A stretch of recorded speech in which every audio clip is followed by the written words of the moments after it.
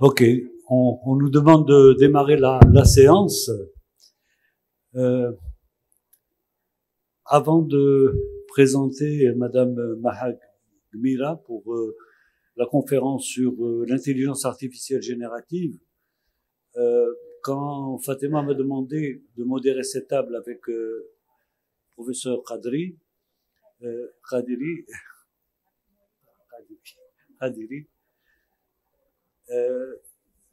je me suis dit, je vais essayer d'épater la galerie, de faire quelque chose de très intelligent pour cette présentation. Et pourquoi ne pas demander à l'intelligence artificielle de me produire une introduction, un texte pour faire cette présentation. Donc c'est ce que j'ai fait, je me suis fait aider, je vous le dis tout de suite, et j'ai eu un texte. Et on vient d'assister maintenant à l'instant à un atelier avec Redouane Bokhel qui nous a éclairé et qui m'a rassuré parce que le texte qui a été produit est vraiment d'une platitude assez extraordinaire. Je m'attendais à quelque chose d'hyper intelligent qui vraiment va nous épater, mais c'est quelque chose de tout à fait banal. Je vous lis quelques extraits pour montrer que bon, je suis un peu déçu. Qui nous dit que la psychiatrie est un domaine complexe, nous sommes face à une opportunité remarquable pour améliorer notre compréhension des problèmes mentaux, capacité à traiter, etc. Mais soulève des problèmes éthiques importants. Je vous passe le détail, mais l'ensemble de ce texte est quand même d'une platitude.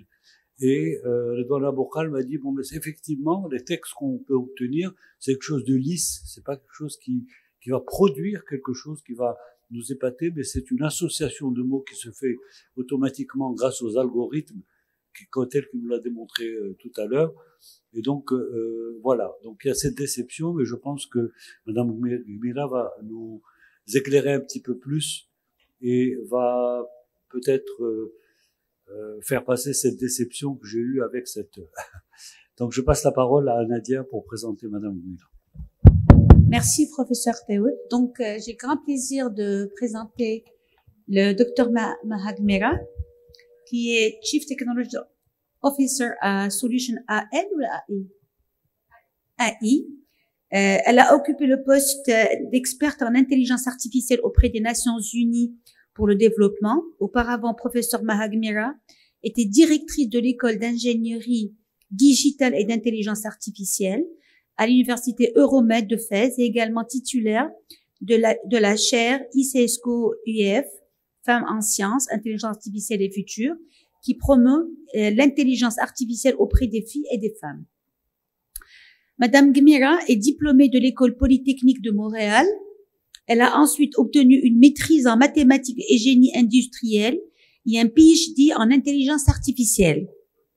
En novembre 2021, l'African Scientific Research and Innovation Council, organe de l'Union africaine, a attribué à professeur Gmira un flagship project, un projet pilote en Afrique, qui porte sur l'application de l'intelligence artificielle en agriculture pour assurer la sécurité alimentaire en Afrique.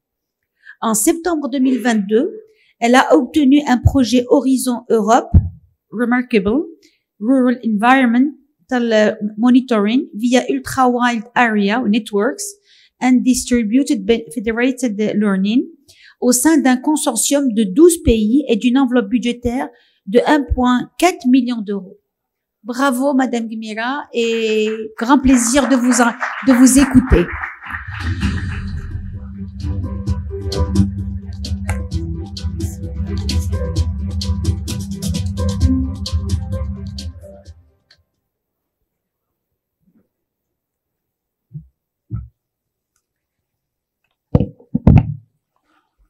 Bonsoir tout le monde. Je remercie Lama pour son invitation et je félicite le comité organisateur pour le beau travail. Et bien sûr, je suis biaisée, mais surtout le choix de la thématique. Donc, Liyom, Inch'Allah, je vais vous parler d'IA, plus précisément d'IA générative. Vous allez le constater, ce que je vais faire, parce que j'ai à peu près 40 minutes. J'ai essayé en arrivant ici, l'exercice est toujours délicat de parler à d'autres experts d'un domaine complètement différent. Vous allez voir, je vais essayer de vous expliquer quelques concepts qui, à mon sens, sont de plus en plus galvaudés, qu'on entend presque partout. Vous expliquer un petit peu ce qu'est vraiment l'IA, un petit peu d'historique, pour passer à l'IA générative, son potentiel et ses défis. Ce qui s'applique, hier, je parlais au domaine de la finance à Casablanca. Aujourd'hui, je parle à des médecins. Donc, au fait, et les défis demeurent les mêmes. Et donc, voilà, on commence. Je commence généralement par quelques photos qui m'ont marqué, qui en tout cas constitué un tournant dans ma réflexion. Ces deux photos, celle-là, elle date d'environ de 1966, et celle-là, elle date de 2023. Alors, les deux ont quelque chose en commun. La première, ce sont des professeurs de mathématiques qui sont en grève, qui protestent contre la calculatrice, l'usage de la calculatrice. Je suis, malgré la belle introduction qui m'a été offerte par professeur Kaderi, mais quand même, je suis d'un certain âge et quand même, j'ai passé mon bac avec une calculatrice, les classes prépa avec une calculatrice. Donc, cette photo m'a complètement étonnée. Comment des profs de mathématiques, avec tout le raisonnement algorithmique qui est très complexe, peuvent quand même s'attarder à un détail de calcul numérique.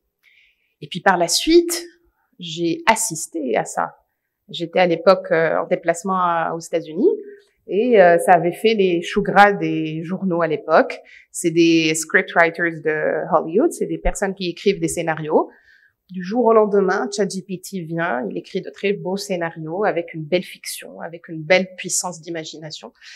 Et ils se retrouvent menacés. Donc, ils font grève. Dans les deux cas, vous allez le constater, des êtres humains ont protesté contre des machines. C'est ça ce qui est particulier dans ces deux images. Je ne suis pas là, surtout pas devant des psychiatres. Je ne vais absolument pas analyser le comportement humain. En tout cas, c'est des comportements qui m'ont à un certain moment intriguée. Et c'est le moins qu'on puisse dire. Alors, de quoi est faite l'IA? Au fait, j'ai l'impression qu'on entend beaucoup parler de l'IA récemment, depuis peut-être l'arrivée de ChatGPT, pour les personnes qui sont dans le domaine informatique, ingénierie, depuis peut-être une dizaine d'années. Mais l'IA pour l'abréviation intelligence artificielle, a été, j'aime pas le mot inventé, a été développée dans les années 50. Et quand j'enseignais à l'université, je disais à mes étudiants quelque chose de très important, parce que je pense que c'est une clé, la curiosité intellectuelle est une clé et un pouvoir. Alors, tout a commencé avec ce monsieur, je ne sais pas si vous le connaissez, c'est Alan Turing. Ce qui est étonnant, c'est que c'est un jeune ingénieur, bon, sa vie a connu beaucoup de polémiques, c'est un jeune ingénieur anglais, qui a été, je ne sais pas si l'écho, est-ce que ma voix porte fort? Non, ça va. Alors, très bien.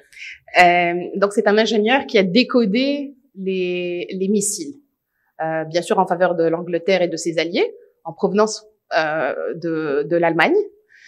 Et au fait, quand il a notamment le film Enigma, le fameux missile Enigma, avec toute la vie qui entoure toute l'histoire qui entoure la vie d'Alan Turing. Pourquoi je vous parle de ce monsieur-là? Parce que il constitue un élément clé dans l'histoire de l'IA. En 1950, au fait, la guerre est finie bien avant, mais en 1950, il a publié cet article, je ne sais pas si vous le connaissez, en psychiatrie, dans un journal très connu en psychiatrie, alors qu'il parle de science.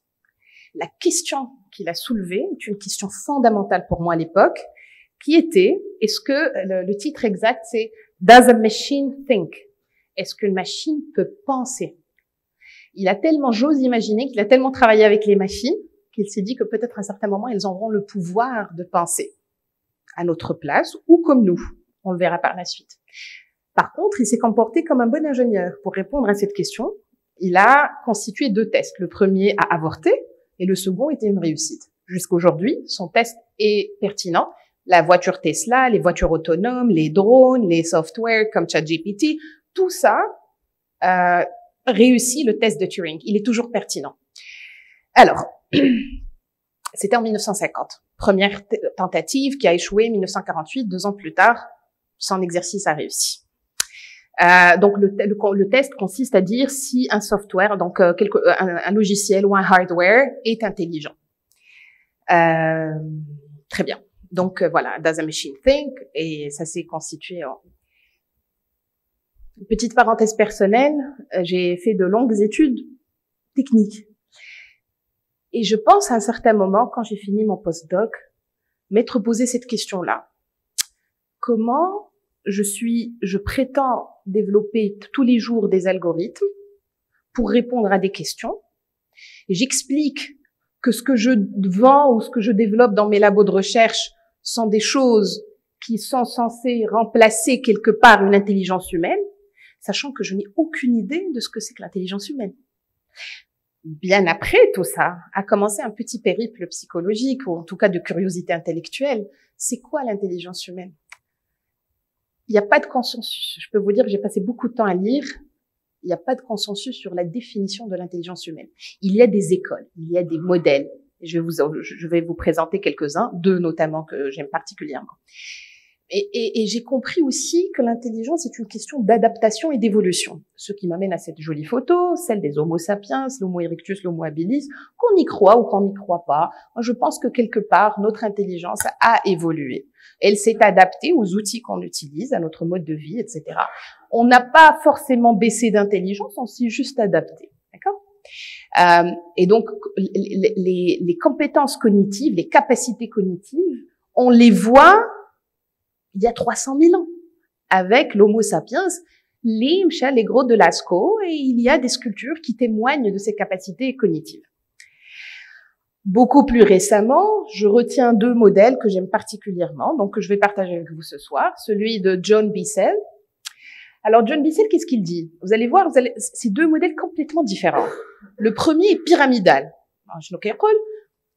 Il y a 30 compétences en bas, dans la base, raisonnement, calcul, etc. La deuxième étape de la pyramide, c'est principalement un renforcement des 30 capacités. Et à la fin, et donc la pyramide, ça veut dire qu'on bâtit le second sur le premier, etc.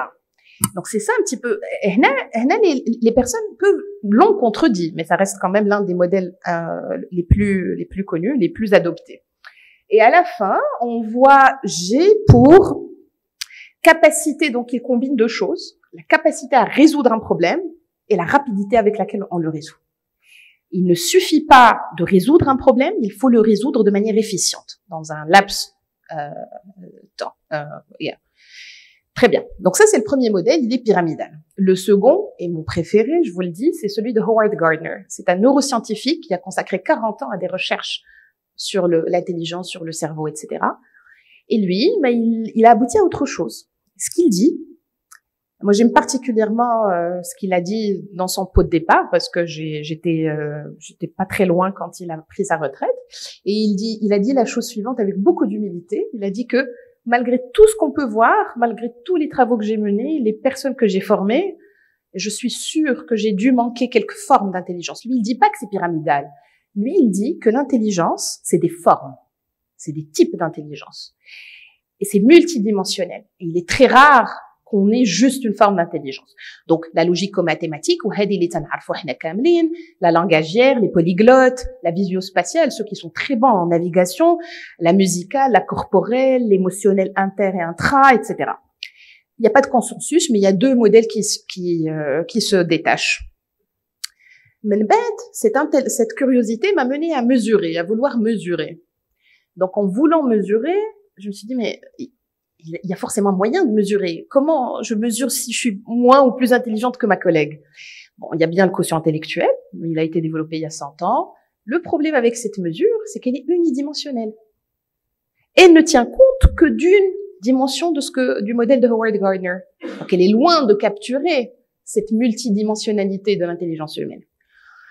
Et en plus, et je vous laisse le soin, je pense que vous êtes beaucoup mieux positionné que moi pour en juger, mais il a été aussi utilisé à mauvais escient, à mesurer, à être utilisé dans des universités américaines, dans des écoles privées pour sélectionner les élèves, les enfants, etc.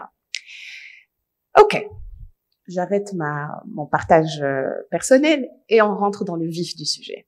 Pourquoi on entend parler d'IA de plus en plus et de manière beaucoup plus insistante dans les médias et partout, principalement grâce à deux choses. Le hardware, c'est-à-dire qu'aujourd'hui, on a la capacité de traiter la donnée de manière beaucoup plus puissante grâce au CPU, au GPU, et grâce à la donnée. Les deux sont très importantes. Je ne vais pas parler du hardware parce que c'est les grandes compagnies qui le détiennent, mais les données, c'est important. C'est même primordial.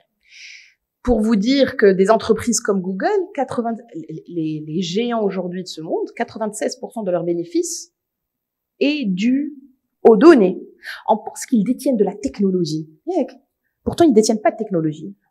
Seulement 4% sont des brevets sur de la propriété intellectuelle. Tout le reste, c'est du marchandage de données. Gmail, il est gratuit. YouTube, il est gratuit. Et vous payez, vous payez quelque part ce service-là autrement, en donnant vos données, en donnant accès à vos données. Donc, l'humanité a généré entre 2005 et 2020 de 130 exabytes à 41 000 exabytes. Head exabyte, byte, on va plutôt essayer de les visualiser sur une courbe.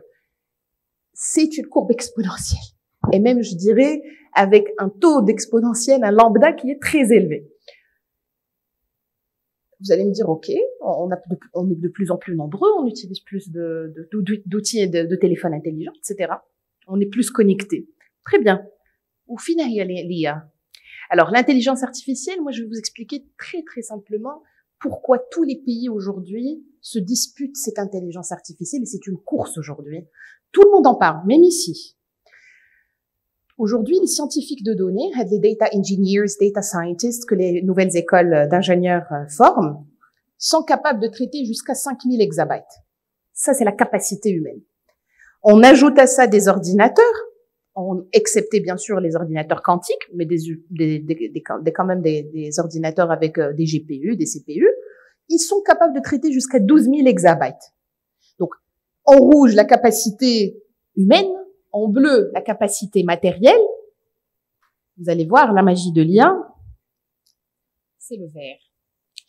L'IA, grâce à ces algorithmes que je vais expliquer tout de suite, en tout cas bientôt, est capable d'inférer un knowledge, d'inférer un raisonnement, d'inférer une information.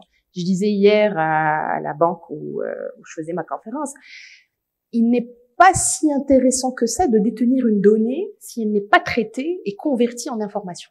La donnée bouhda, it's not oil, mais il y a le pétrole.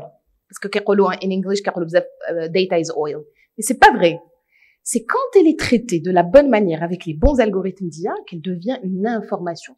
Exemple, vous avez des transactions bancaires, mais elles ne vous disent absolument rien. Si vous les traitez, elles vous diront qui va frauder, qui va quitter votre banque, qui est susceptible, etc. Donc c'est ça l'information, c'est ça l'inférence dont je parle, c'est ça. Voilà. Mzian jusqu'à date? Ok, on continue. La deuxième question qu'on me pose, c'est il y a les machines vont devenir plus intelligentes que nous. J'ai longtemps pensé à comment essayer d'expliquer sans pour autant convaincre. Expliquer sans convaincre. Alors, je vais vous donner un exemple. Qui parmi vous débloque son téléphone avec son visage? Levez la main. Ok, nombreux. Moi aussi d'ailleurs. Et ça aide beaucoup quand on a des petits-enfants à la maison, donc qui enregistrent rapidement les codes. Donc, ça marche. Voilà. Donc, on va parler de computer vision, de traitement d'image. Comment ça marche? Comment ça marche? Je vais vous expliquer tout de suite. Alors, on commence par une image en noir et en blanc. C'est un calcul mathématique. Qu'est-ce que je vais faire? Le système va convertir, va d'abord splitter, va diviser cette image en toutes petites particules qu'on appellera pixels par la suite. Chaque particule aura un numéro, sera associé à un numéro. Et le numéro, c'est quoi? C'est un numéro d'une matrice. Cette matrice est à une dimension. Donc une dimension avec ce qu'on appelle le grayscale, avec un éventail de couleurs, de nuances, un nuancé de couleurs, pardon, entre le blanc et le noir. La borne inf, c'est du noir, ou là, le blanc, ça n'a pas beaucoup d'importance pour le raisonnement.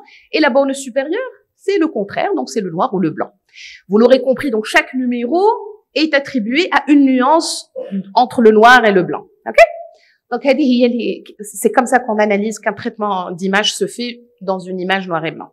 Vous allez me dire, mais comment ça se fait quand on a une image en couleur? Je vais reprendre la même image, un arbre, je vais vous expliquer. La même chose qu'on appelle le système RGB, Red, Green and Blue. Et c'est un calcul matriciel multidimensionnel à 3 dimensions, au lieu d'une dimension.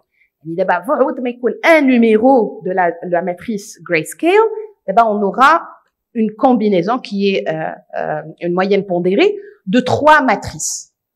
Au final, le traitement d'image qui sert à la reconnaissance faciale, à la détection de cancer de peau, au traitement d'images radiologiques, en oncologie, etc. Et j'en passe. Bah, finalement, c'est juste un simple calcul, mais très complexe. 17 millions de combinaisons possibles. Le cerveau. Mais on le fait quand même tous les jours. On reconnaît les couleurs, on reconnaît les gens, et on fait ça de manière spontanée. Ça va avec cet exemple? Ok, good. J'ai travaillé pour les Nations Unies. Je n'imaginais pas travailler pour les Nations Unies en régulation, en gouvernance, etc. J'étais plutôt une fille qui codait tous les jours, une fille technique. Et pourtant, j'ai beaucoup aimé ce travail-là parce qu'il m'a permis de comprendre pourquoi les gens ont peur de l'IA.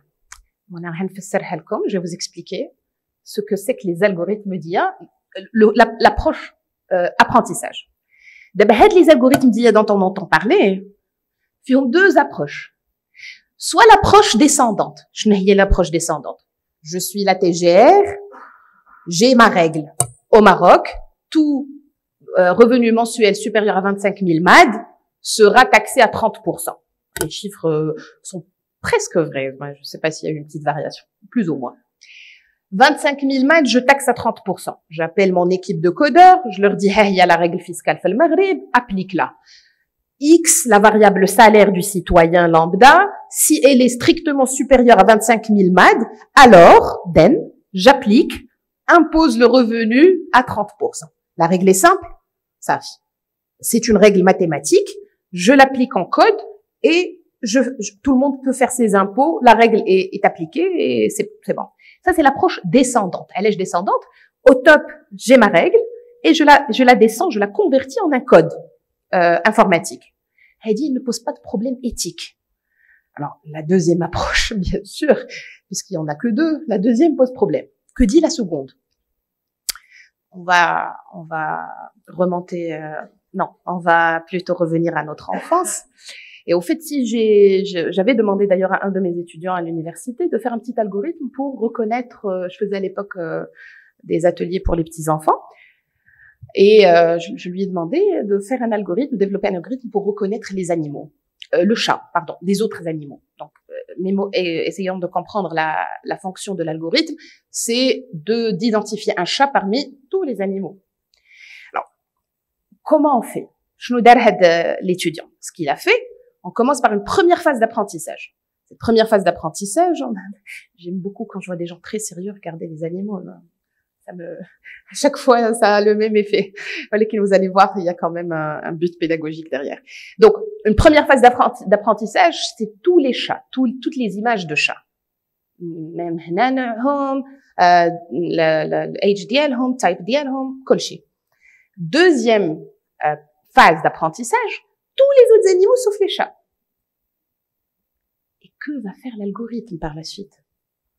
Il va détecter ce qu'on appelle en bon langage informatique les patterns, ces caractéristiques d'une phase à une autre, à travers ces 2 phases d'apprentissage, il va identifier quels sont les éléments qui lui permettent, à chaque fois que l'utilisateur fournit une image, de dire stop, hada chat, hada machi chat. Ok? Donc, à lui seul.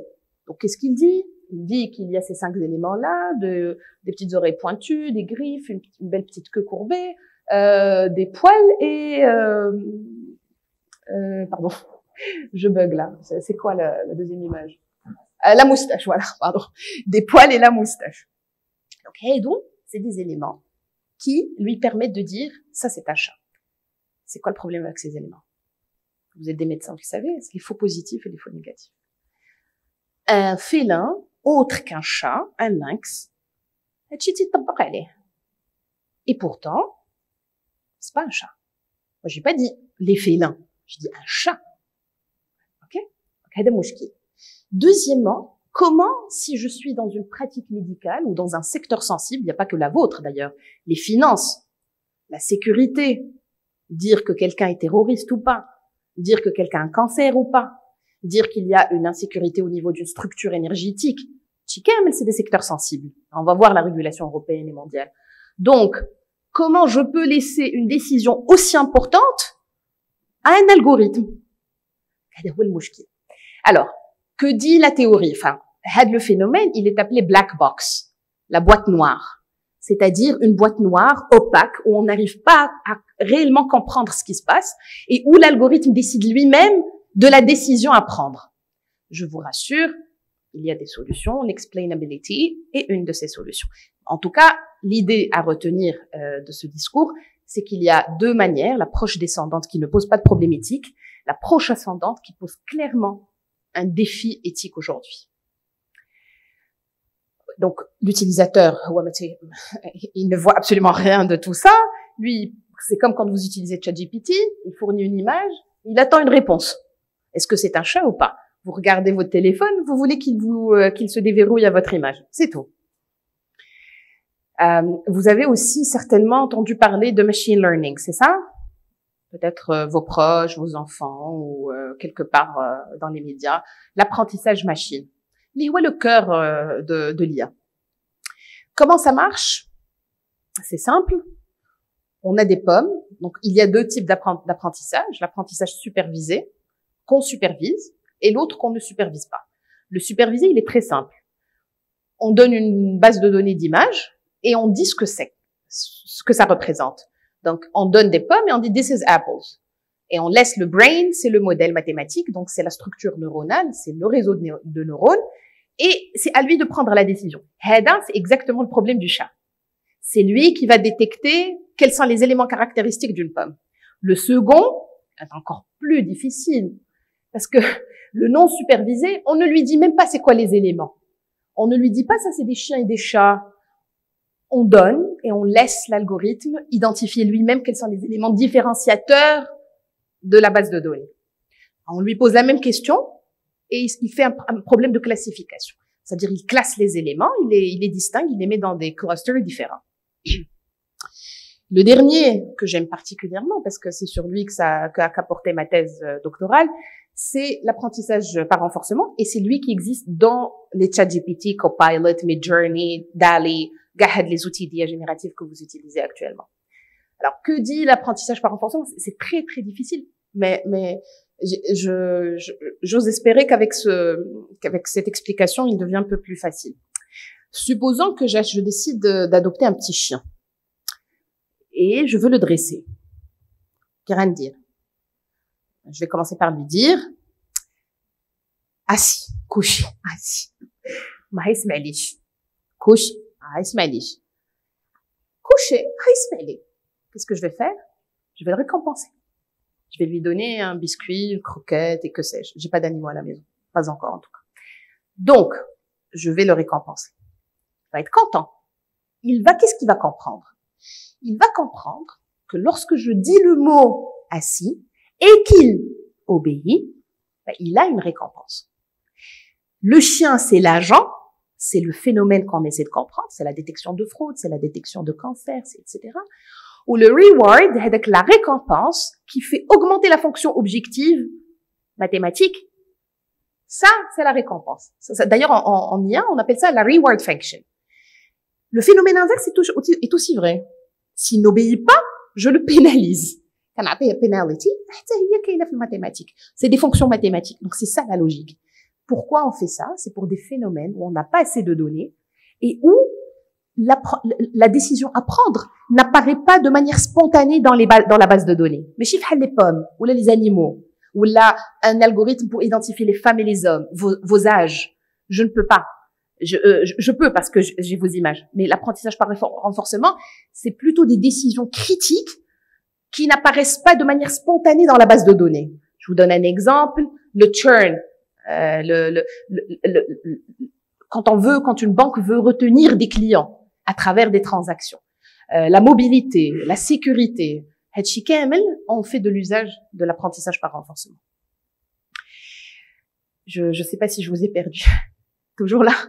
D'accord. J'ai essayé de bien sélectionner mes concepts. En tout cas, là, on arrive à l'IA générative, qui est l'objet aujourd'hui de la conférence. Mais je pense qu'il était important quand même de traverser l'historique, l'IA et l'IA générative.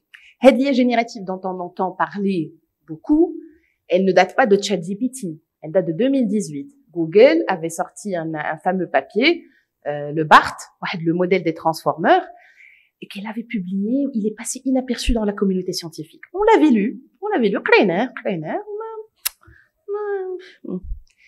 Qu'est-ce qu'a fait OpenAI quand elle était encore une association à but non lucratif? Elle a décidé deux choses. De prendre le modèle d'Yelbart, Google.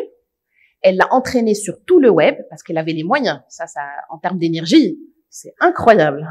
Donc, elle a pris les GPU de l'ALM, elle a entraîné et elle a créé une petite interface, les ChatGPT. Le modèle, c'est GPT 3.5, où il y a une petite interface gratuite pour tous les utilisateurs.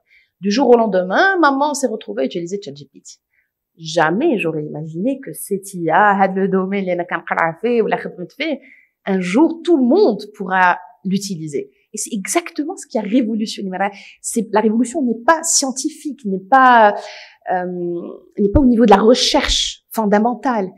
Et c'est cette intuition, d'abord, d'utiliser un modèle et de l'entraîner sur toute la base de données du web, disponible jusqu'à 2020, 2021, et ensuite, de le rendre disponible gratuitement au grand public. Rien n'est gratuit, je vais vous expliquer par la suite. Ok. Je n'oublie comme تعرفوا من l'IA générative, 5 choses à retenir ce soir. Alignment. C'est quoi l'alignment? C'est ce phénomène imperceptible qui quand même vous condamne lorsque vous ouvrez vos réseaux sociaux ou lorsque vous utilisez des plateformes comme ChatGPT. N'avez-vous jamais senti que plus vous naviguez dans les réseaux sociaux, etc., plus ils s'alignent avec votre intention? C'est comme un meilleur ami, un époux, un partenaire qui vous comprend très bien. C'est l'alignement, alignment. C'est pas quelque chose de magique. C'est quelque chose qu'on met de manière intentionnelle dans nos algorithmes lorsqu'on vous les vend. C'est l'alignement. Deuxièmement, je vais sauter l'hallucination parce que j'ai un très bel exemple à vous montrer et je vais passer à la steerability. Je me suis installée au Maroc et j'avais de grands murs à la maison qui étaient vides. اش غادي ندير مشيت كتبت في تشات جي بي تي ماشي كتبت في تشات جي بي تي كتبت في Midjourney ودالي je veux une peinture qui représente la résilience féminine mais au style de Van Gogh. C'était très bien d'ailleurs. Le résultat, à mon sens, les gens peuvent mais moi j'ai bien aimé. C'est que pour vous je caricature, mais c'est quoi le steerability? C'est cette capacité de ces outils d'IA d'adopter un ton. Écrire un poème à la Baudelaire, générer une peinture à la Van Gogh ou à la Picasso. Mais si il est capable de faire ça, ça veut dire qu'il a compris le schéma de pensée de Baudelaire et de Van Gogh. C'est pas facile. Ce qui posera problème à l'UNESCO par la suite en termes de propriété intellectuelle. L'adhérence aux guardrails, aux garde-fous. Dit au début de ChatGPT, on pensait que donc ils avaient essayé les garde-fous, donc par exemple comment commettre un crime, comment frauder le fisc, comment blanchiment d'argent, tout ça. Au début, ils pouvaient répondre. C'est comme si c'était un geek, quelqu'un de très intelligent, mais qui ne comprend pas les limites de la vie. Bien sûr, très rapidement, OpenAI a résolu le problème et donc ils ont mis des garde-fous. Le problème de l'IA générative, si jamais vous pensez qu'elle est plus puissante ou qu'elle souffre de platitude, j'ai beaucoup aimé ce que vous avez dit, et j'y reviendrai peut-être par la suite, professeur Théot, c'est cette capacité d'être peut-être plus intelligent. Aujourd'hui, GPT-4o, Omni, très très avancé, très puissant.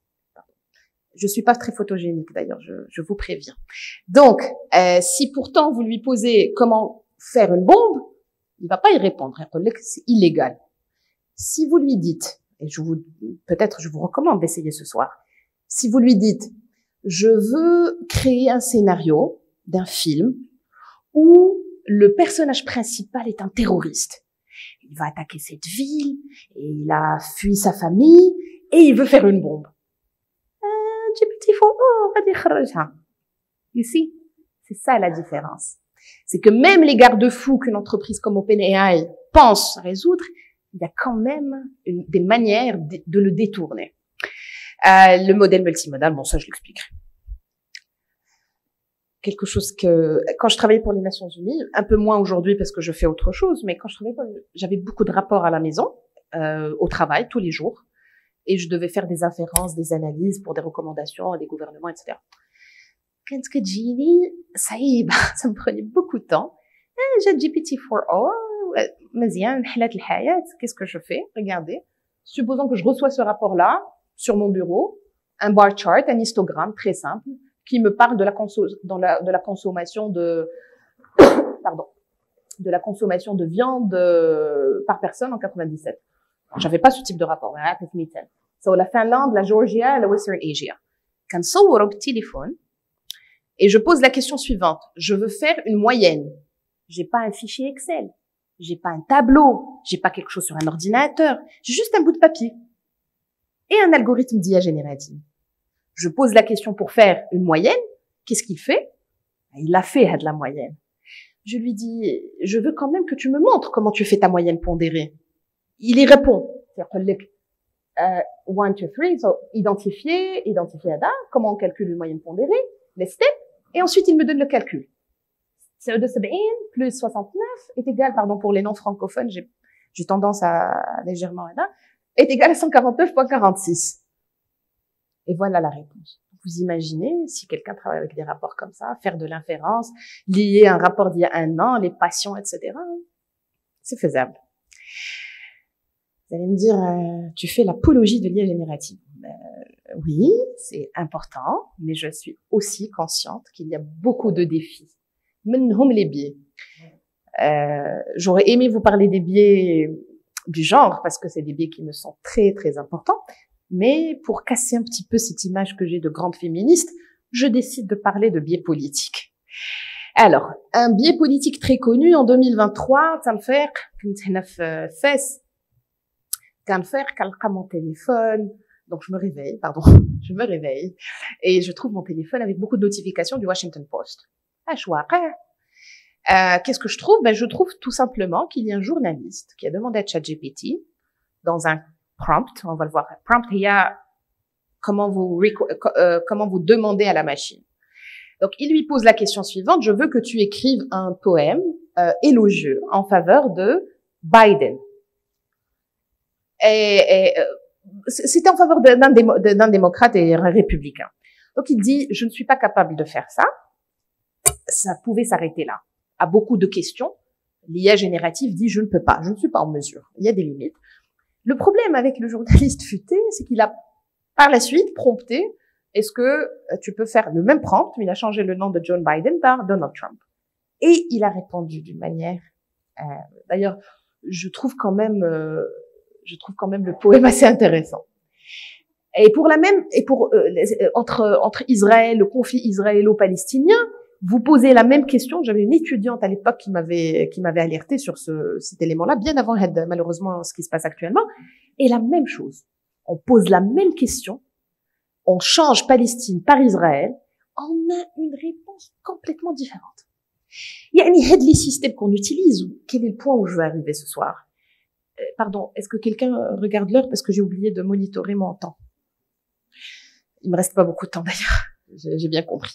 Donc, l'idée est de dire, les systèmes qu'on utilise aujourd'hui sont fortement biaisés. Mais je suis biaisée, je mesure mes mots, fortement biaisés. Sauf qu'on ne comprend pas quel type de biais.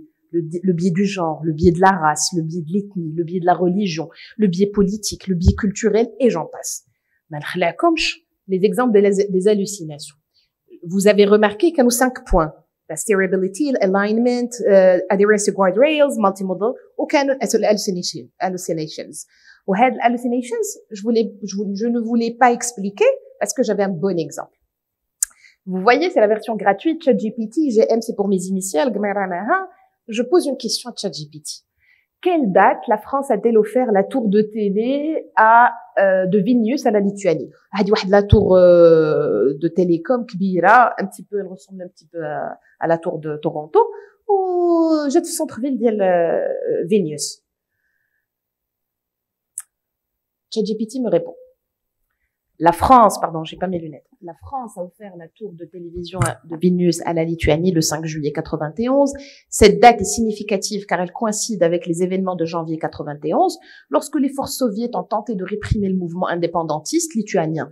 La tour de télé a été le site de violents affrontements entre les manifestants lituaniens et les forces soviétiques et qui a contribué à renforcer la détermination de la Lituanie.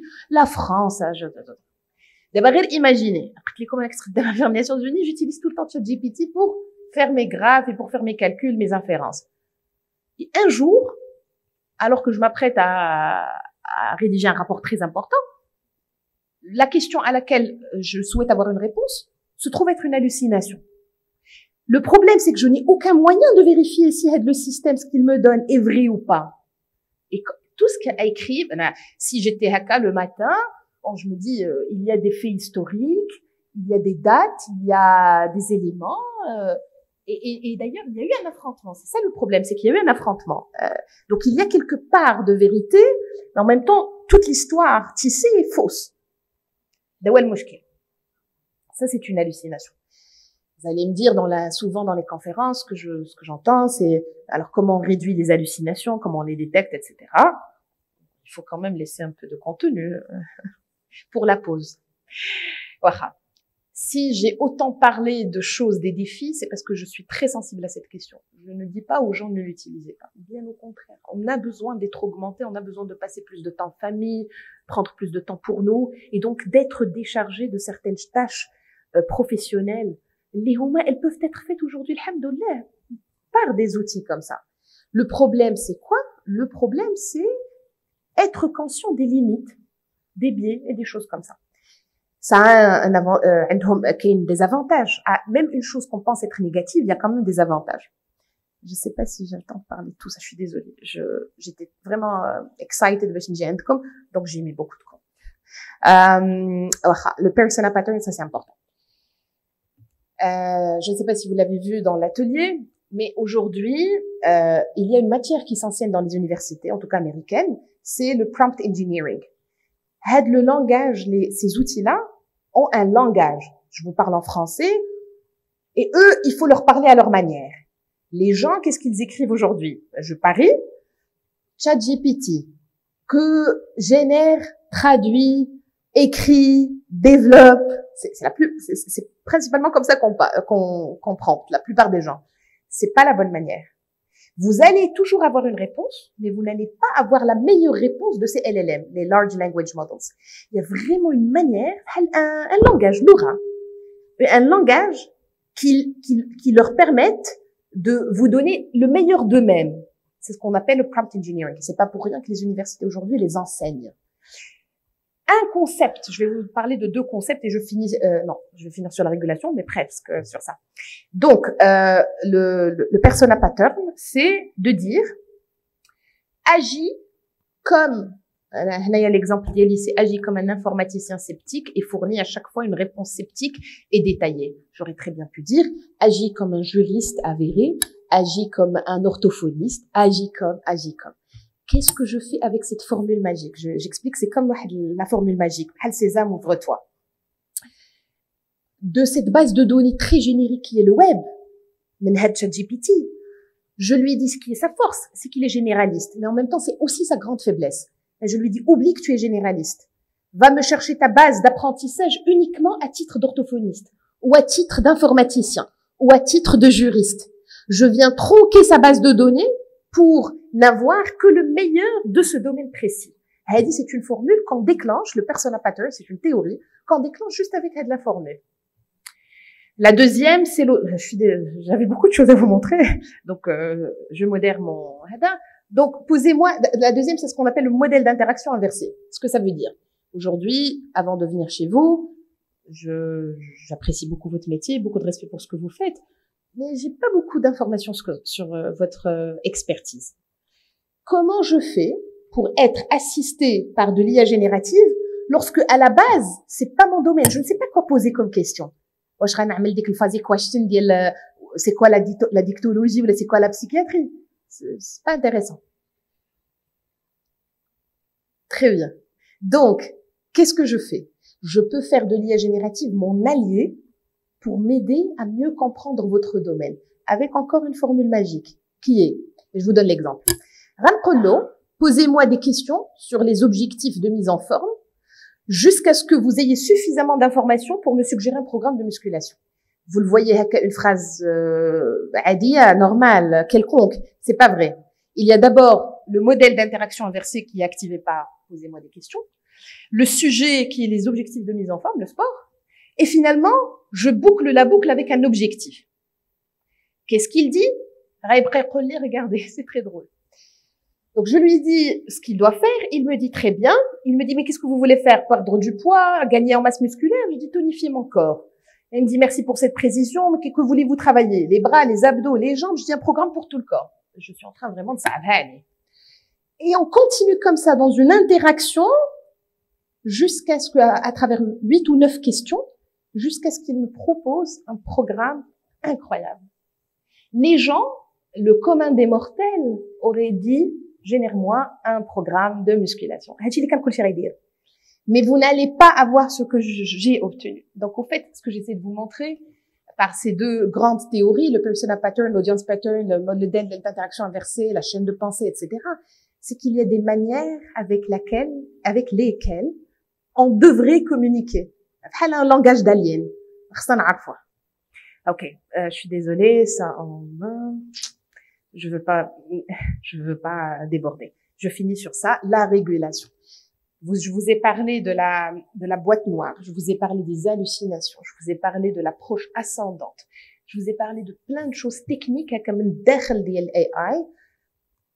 Au fait, c'est ce qu'aujourd'hui empêche le monde médical, le monde financier, peut-être un peu moins le monde financier, principalement le monde médical, d'utiliser de manière massive l'IA. C'est cette question éthique et gouvernance. Un modèle qui a été développé à la Silicon Valley, qui a été entraîné en Inde et qui est utilisé partout dans le monde. Je parle bien sûr de ChatGPT. Qui gère ça? S'il y a une hallucination, qui est responsable? On ne sait pas. C'est le problème aujourd'hui, c'est ce flou juridique, qui pose problème au niveau de la régulation. Bien sûr, l'enjeu est très grand. Ce dont on parle aujourd'hui, et je vous félicite pour le choix de la thématique, est crucial et le sera, il l'est déjà à mon sens. Il le sera davantage dans les prochaines années. Les pays se battent pour ça. Alors, les seuls aujourd'hui à avoir réussi à développer une loi sont l'Union européenne. Qu'a fait l'Union européenne? Elle a développé le EU AI Act. Que dit le EU AI Act? Il dit la chose suivante. Je schématise, mais c'est exactement, si vous avez compris ça, vous avez compris la loi. Ils disent, supposons, je suis une petite start-up africaine, et j'ai une bonne idée, un algorithme IA qui gère le smart grid, donc les énergies. Je veux le vendre à la Finlande parce qu'elle est très bonne dans l'éolienne. Je rentre dans l'espace européen. L'espace européen me dit, ah, attends, que fais-tu? J'ai une petite application qui gère les énergies renouvelables. Je veux la vendre en Finlande ou en Norvège. Asbar. L'énergie, c'est un secteur sensible, selon la loi. Donc, déjà, je suis dans la deuxième catégorie, risque élevé. Si je suis en santé, si je suis aujourd'hui en énergie, en éducation, en finance et en sécurité nationale, je suis par définition dans la deuxième partie que je compte du top, d'accord? Donc, dans le risque élevé. Le risque inacceptable, je suis un Chinois, j'ai développé pour mon pays ou pour une région de mon pays un scoring social. C'est quand on attribue à chaque citoyen un petit score, dépendamment des infractions, des délits qu'il fait, des bonnes attitudes, etc. Ah là là là, je veux la vendre à la France. Là, elle dit inacceptable. Je passe même pas l'examen d'entrée. Ensuite, donc, qu'est-ce qui arrive? Je suis cette petite start-up africaine qui a cette bonne idée en énergie. Qu'est-ce qui arrive? Tout simplement, je ne suis pas interdite. Ils vont me demander c'est quoi mon algorithme, à quel point il est transparent, comment je gère mes données, comment j'ai entraîné mes données, est-ce que je fais du learning in the fly, etc. Donc, ils vont vraiment être très digging, très regardants sur le détail. Le risque limité, c'est les ChatGPT. Aujourd'hui, je développe un petit algorithme d'Yel Shilha, Amazir. Je veux le vendre à la communauté Amazir en Europe. Ils vont me mettre dans le risque limité. Pas beaucoup regardant sur le détail de la sécurité, etc. Finalement, le risque minimal, pas d'obligation aujourd'hui. C'est le monde du gaming, de Ubisoft, etc. Et là, داخلين هنا في la catégorie. 60 minutes. Je finis sur une belle image. Je commence par une image et je finis par une image. C'est une image pour moi qui est très intéressante parce que malgré toute la polémique et toute l'ampleur qu'a l'IA, aujourd'hui on est très peu à l'utiliser pour augmenter notre métier, pour augmenter notre activité. On est souvent là pour en parler seulement. Et donc on est très peu nombreux malheureusement à l'utiliser dans notre métier. Et on est beaucoup plus nombreux à trying to trick. Mais à mon avis, on devrait être plus nombreux de ce côté-là pour nous décharger et pour vivre plus heureux grâce à la technologie. J'espère que ça fait alaikum et merci pour votre attention.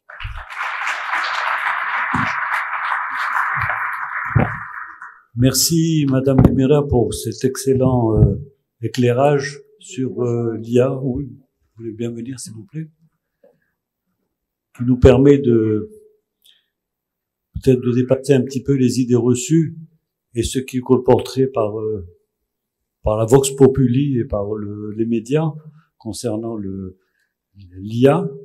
Vous avez répondu à ma question. Hein. C'est sûr que le langage que j'ai utilisé pour lui demander de produire était très basique et c'est pour ça que j'ai eu une réponse complètement plate comme je vous l'ai dit. L'IA suscite beaucoup de craintes, beaucoup d'espoir dans notre profession. Et je voudrais avoir votre position, parce qu'en médecine, certains pensent qu'un jour peut-être que l'IA remplacera le médecin, fera des diagnostics, posera des indications thérapeutiques, etc. Qu'est-ce que vous en pensez? Peut-être qu'on est obligé de commencer par la plus délicate des questions. C'est quand même une question très très délicate mais je vais vous donner mon avis. Est-ce qu'il y a un écho?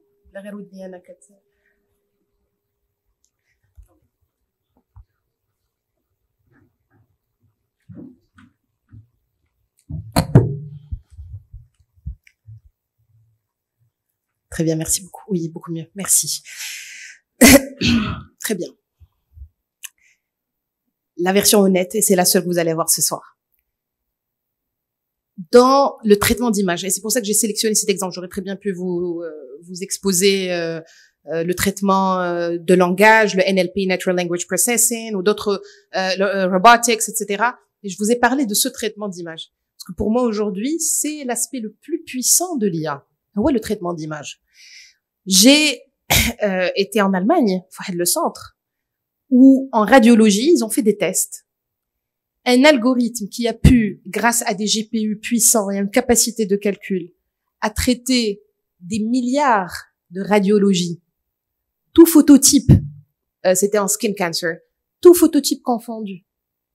Est-ce qu'on peut le comparer à un résident ou à un jeune médecin? Avec une acuité, avec une précision d'environ 99%. Et différents stades de cancer. Mais we wanted to trick. Différents stades de cancer, différents types de tumeurs, etc. Le diagnostic était à 97% ou 99% toujours accurate. Ça veut dire que, d'abord la vraie question, c'est est-ce que ça remplace le radiologue? Et la réponse est non. C'est ce qu'on appelle l'aide à la décision. À mon avis, le monde s'en va, transite. Aujourd'hui, on est en transition. Je pense que les générations à venir, nos enfants, etc., vont être assistés de manière naturelle et spontanée par l'IA dans leur métier. Ils vont être augmentés. C'est-à-dire, je suis médecin, je vais demander à ce scanner de me donner une réponse, mais c'est à moi de prendre la décision, de juger si c'est une hallucination, si c'est un faux positif, si c'est un faux négatif, etc. La décision me reviendra. Et tant mieux comme ça, parce qu'il y a cette notion de responsabilité qui impute au médecin, qu'on ne peut pas imputer à une machine ou à un algorithme aujourd'hui. Donc, je pense qu'il y a différentes manières de voir, pour répondre à votre question, de voir le problème. Et je pense que l'idéal serait de dire, est-ce qu'on ne peut pas trouver un mariage heureux avec cette technologie-là pour qu'elle nous aide sans qu'elle prenne le dessus sur nous? Je vous accorde que l'équilibre est précaire, mais je pense que c'est l'idéal pour l'humanité. Voilà.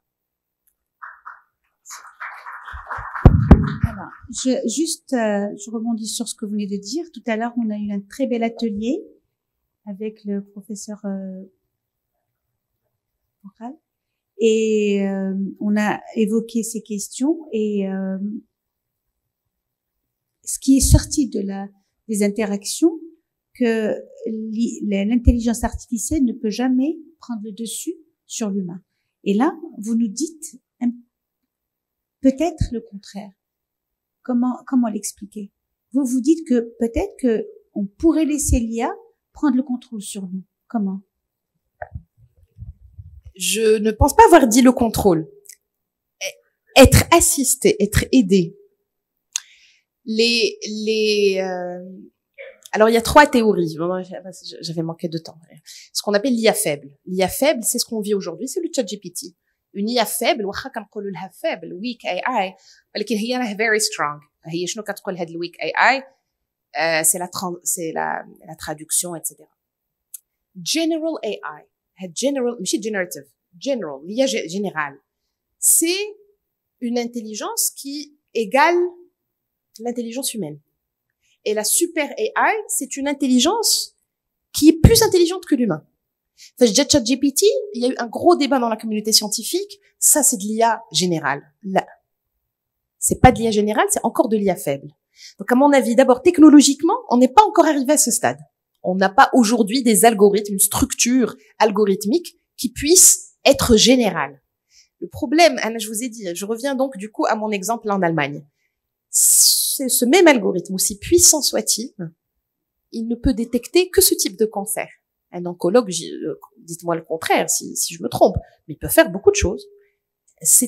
Les algorithmes d'IA aujourd'hui sont très task-oriented, sont très spécifiques. Ils manquent de généralité. ماشي فحال واحد كيعزف la guitare au médecin, des surf, etc., etc. Vous voyez cette et c'est pour ça que j'ai commencé par l'intelligence dans mon séminaire. C'est cette multidimensionnalité que l'humain a, que la machine n'aura jamais. Et si vous me posez la question, Anaya, si on arrivera à l'IA générale, je vous dirai non. On restera dans l'IA faible, mais une IA faible très forte.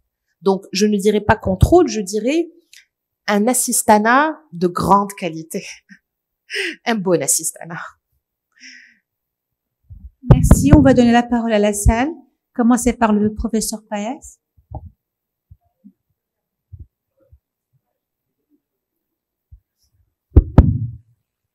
Oui, merci, professeur Mira, pour votre très intéressante intervention. C'est vrai, vous avez montré la calculatrice, vous avez montré également cette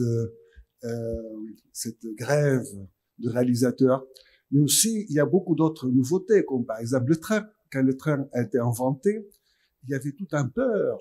Il y avait des gens qui disaient, vous montez dans une machine qui va vous porter à plus de 29 km par heure. Donc, vous savez, et on peut donner d'autres exemples. Et c'est vrai que il s'agit de quelque chose de passionnant et qui interpelle de plusieurs manières et qui fait peur. Et c'est normal parce que vous avez... Alors bon, vous savez, pour moi, c'est quelque chose de très complexe. Moi, je voulais vous poser une question qui... Moi, ce que j'apprends de l'intelligence artificielle, comme si c'était une espèce de... Si on prend par exemple Darwin, qui disait que nous, on est produit d'une adaptation. Et là, c'est ce que vous dites, c'est comment un appareil complexe va s'adapter, il va produire quelque chose d'extraordinaire que la pensée humaine ne peut pas faire. En résumé, enfin, c'est pas la même chose, mais c'est un peu ce que, si j'ai bien compris, ce que vous avez dit concernant les algorithmes. Alors, la question que je vous pose, ces algorithmes, c'est quoi? C'est des genoux, c'est quoi ces algorithmes? Comment ces algorithmes fonctionnent? C'est la question que je voulais poser.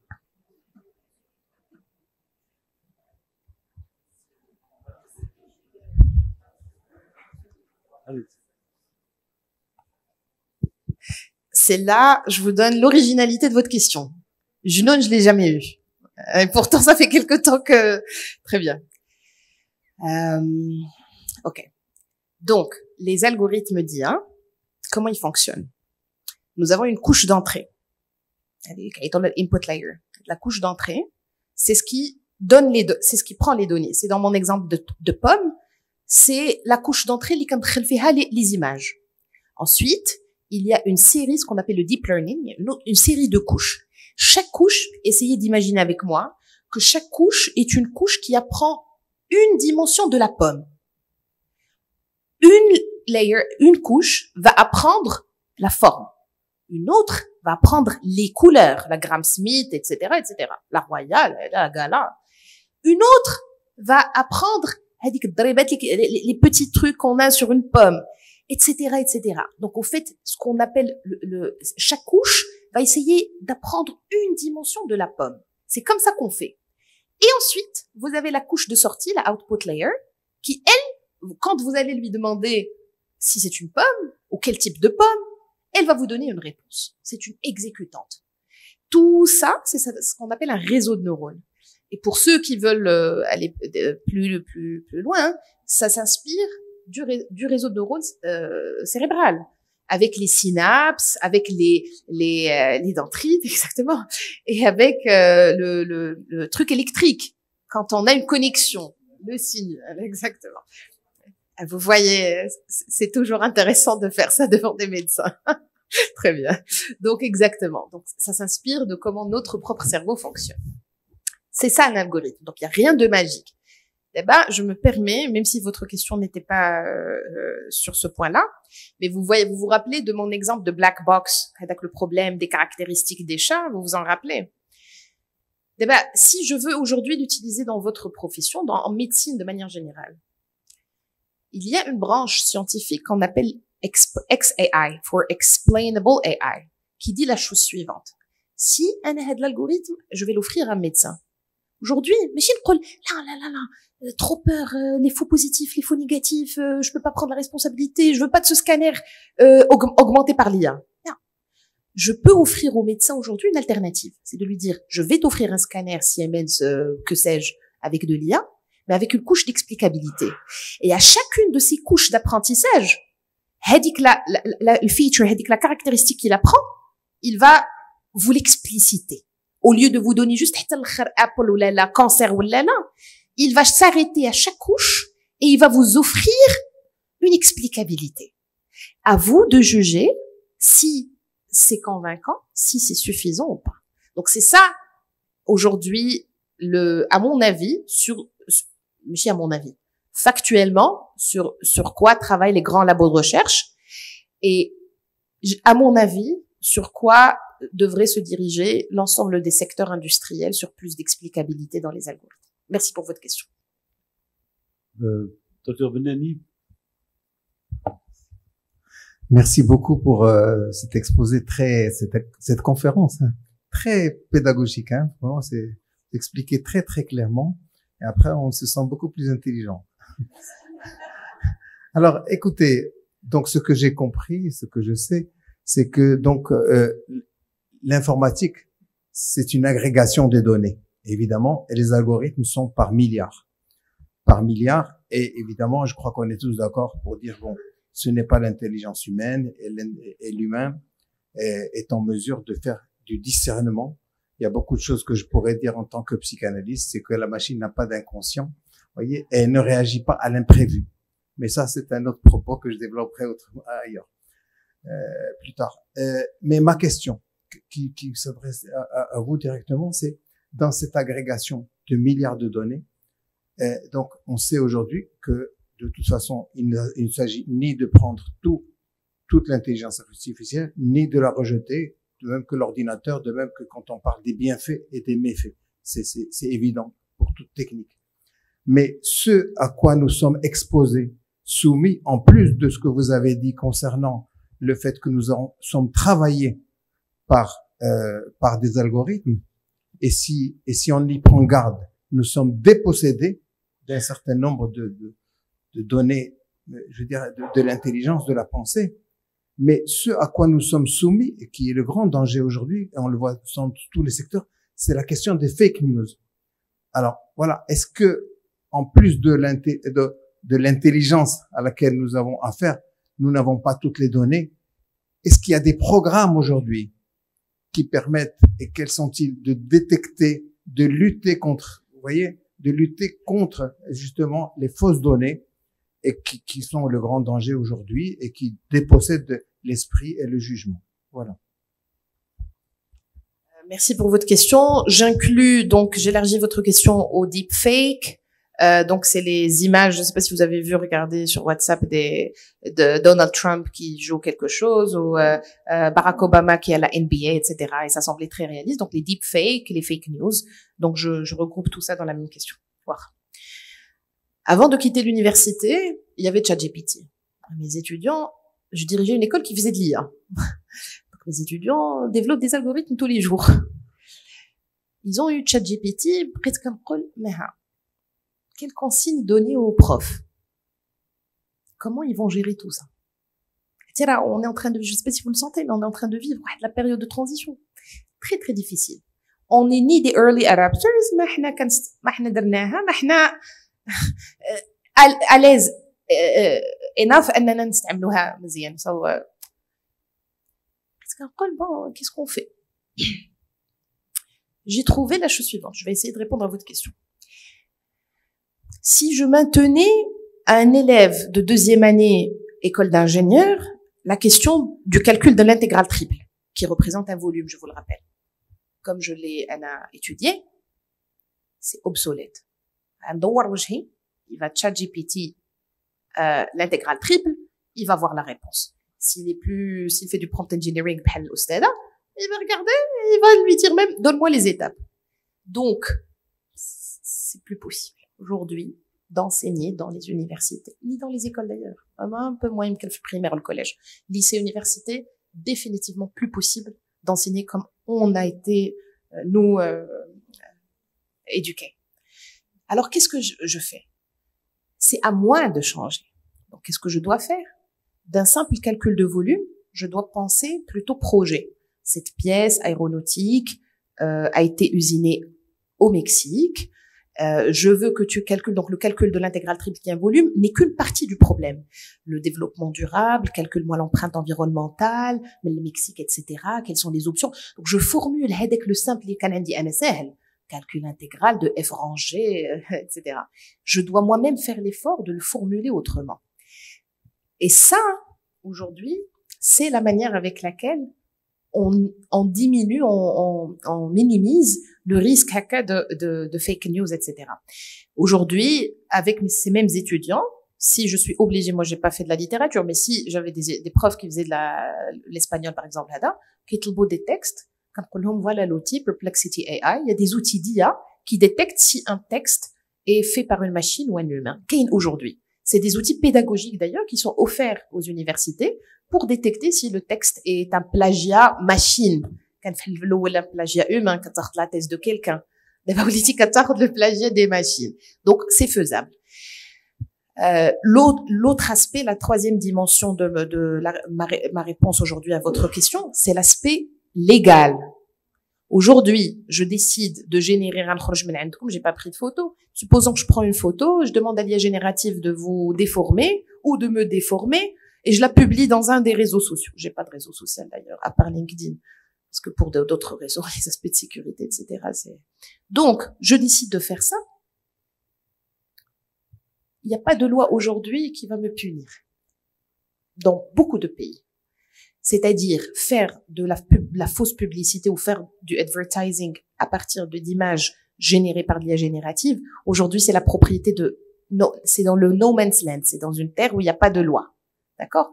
Ça va se régler. Je pense que la régulation va venir.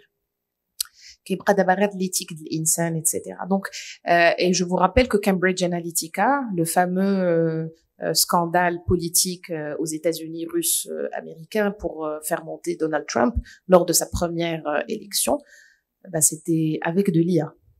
Toujours, il va y avoir la bombe. C'était à la base quelque chose de positif, de l'énergie hydrogène. Et c'est devenu une bombe.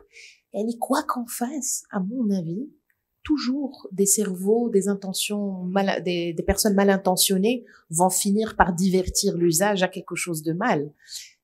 La question, est-ce qu'on va arrêter le nucléaire parce qu'il y a une bombe nucléaire? Non. Est-ce qu'on va arrêter la technologie parce qu'il y a toujours des gens mal intentionnés qui vont faire des fake news? Non.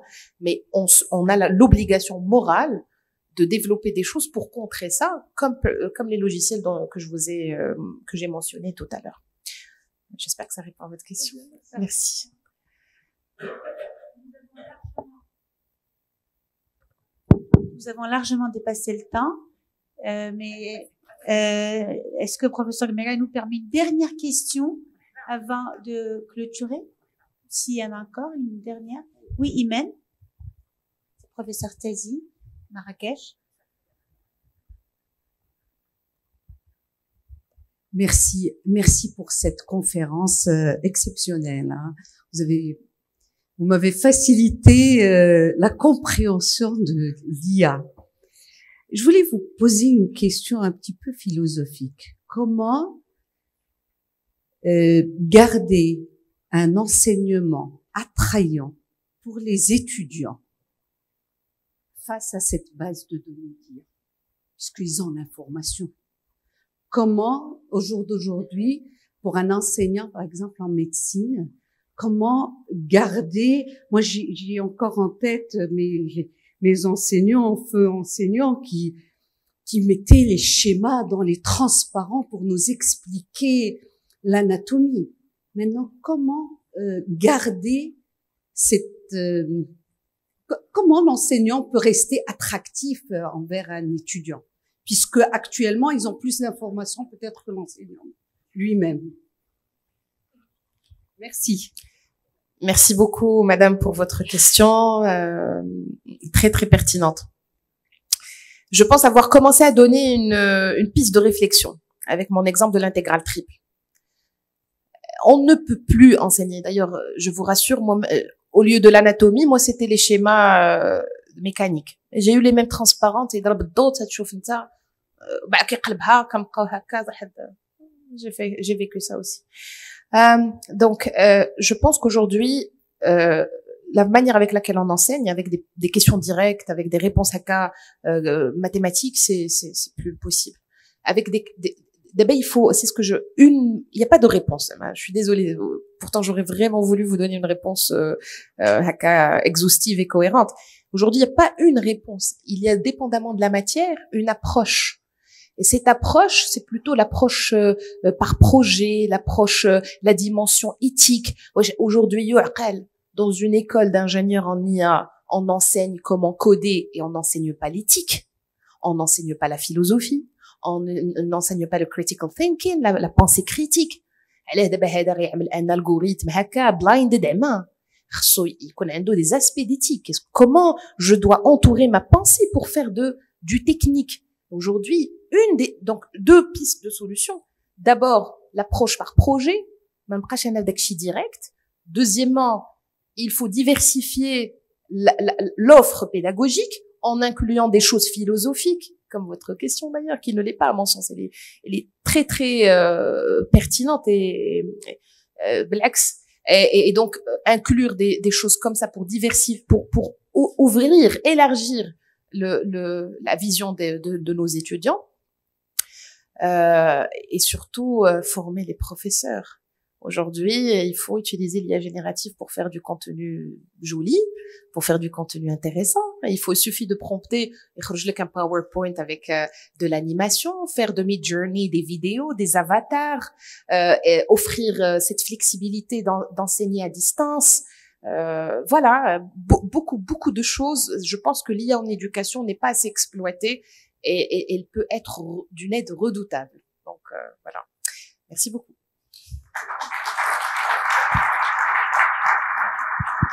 Merci à vous encore une fois pour l'excellence de votre exposé. Merci à Fatima Al-Omari et à l'équipe de l'AMA d'avoir choisi ce thème et d'avoir choisi aussi la qualité des intervenants.